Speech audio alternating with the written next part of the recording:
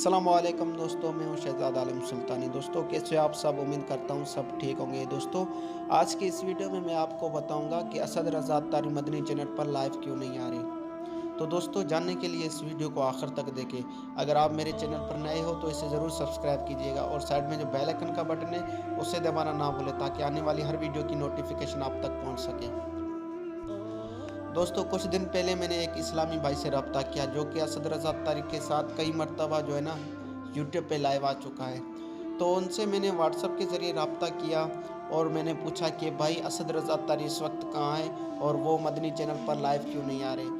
और मज़ीद भी पूछा कि असद रज़ा अत्तारी ने क्या दावत इस्लामी को छोड़ दिया।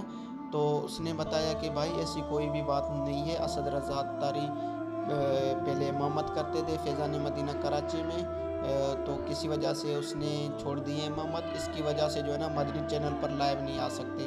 तो मैंने पूछा कि इस वक्त असद रज़ा अत्तारी कहाँ है। तो उसने बताया कि इस वक्त या महफिल मिलाद में होंगे या अपने घर में होंगे। तो मैंने कहा ठीक है भाई, आपकी बड़ी बड़ी मेहरबानी।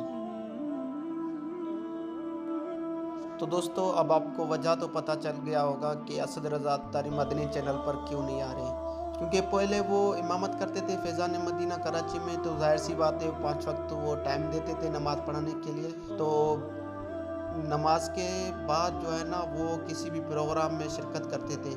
अब उन्होंने किसी वजह से जो है ना इमामत छोड़ दी है, तो वो अपने घर में ही रहते हैं और महफिल मिलाद में जाते रहते हैं। तो इसी वजह से जो है ना मदनी चैनल पर लाइव नहीं आ सकते। तो दोस्तों उम्मीद करता हूँ ये वीडियो आपको पसंद आई होगी। सल्लु अलल हबीब सल्लल्लाहु तआला अला मुहम्मद सल्लल्लाहु तआला अलैहि वसल्लम। सी यू नेक्स्ट टाइम। अस्सलामु अलैकुम व रहमतुल्लाहि व बरकातहू।